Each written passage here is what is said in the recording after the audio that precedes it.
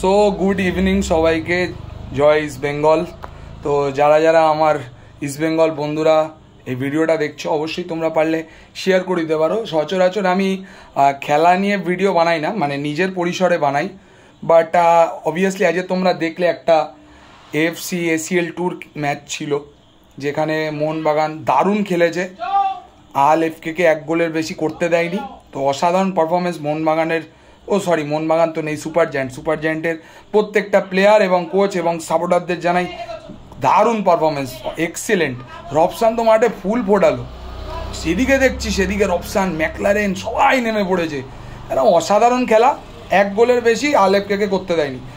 দুটো বার বাঁচিয়েছে, দুটো বিশাল ক্যাচ করেছে, বাঁচিয়ে দিয়েছে। কোনো রকমে আল এফকে এক গোলে বেশি করতে দেয়নি। দারুণ খেলেছে মোহনবাগানের প্লেয়াররা। আরেকটা জিনিস বলার, বারবার মোহনবাগান চলে আসছে, আসলে ব্যাপারটা তো সুপার জায়ান্ট, মোহনবাগান তো আর নেই।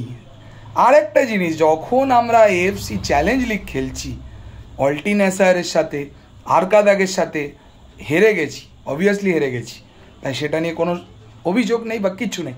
কিন্তু যখন আমরা আরকাদাগ এবং অল্টিন এসায়ারের সাথে খেলছিলাম, তখন এই গুটি কয়েক মোহনবাগানের ভুঁইপড় ইউটিউব চ্যানেল এবং কিছু খেলা না বোঝা নির্বোধ মোহনবাগান সমর্থক, তারা বলছিল যে ইস্টবেঙ্গল যে টিমের কাছে হেরেছে, এরা আইএসএলে খেললে আমরা 6 গোল দিতাম।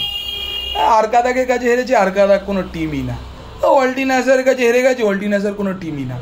তারা জানে না তুর্কমেনিস্তান লিগের 1 নম্বর টিম আরকাদাগ, যে কটা ম্যাচ খেলেছে সব কটা চ্যাম্পিয়ন লিগের। Second team Altyn Asyr, and third team Ahal FK, যাদের কাছে আজ ওরা হেরে গেল, হারেনি, ওরা আল এফকে এক গোলে বেশি করতে দেয়নি। তাই বড় বড় বাতেলা লেকচার আর এই অহংকারের পতন এরমভাবেই হলো। তুর্কমেনিস্তানের থার্ড টিম আজ মোহনবাগানকে, সুপার জায়ান্টকে যুবভারতী ক্রীড়াঙ্গনে এতগুলো সমর্থকের সামনে হারিয়ে দিয়ে চলে গেল। রীতিমতো নাচিয়েছে বাস্তব বললে। এবং আমাদের নিয়ে যারা বলে যে অল্টিন এসায়ার, আরকাদাগ এগুলো কোনো টিমই না, তারা দেখুক যে আল এফকে কত বড় টিম, ওই দেশে লিগের 3 নাম্বার। যারা জানে না, এরা তো ওই সবে বিরিয়ানি পাওয়া শুরু করেছে তো 2015 পর থেকে।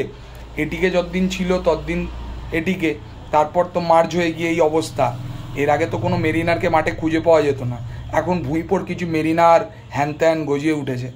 আলটিমেটলি হেরেছে, এএফসিতে দেশের প্রতিনিধিত্ব করছে, এরম লজ্জা, এরা দেশের প্রকৃত লজ্জা। আল এফকের মতন তুর্কমেনিস্তানের থার্ড গ্রেডের টিম হারিয়ে দিয়ে চলে যাচ্ছে।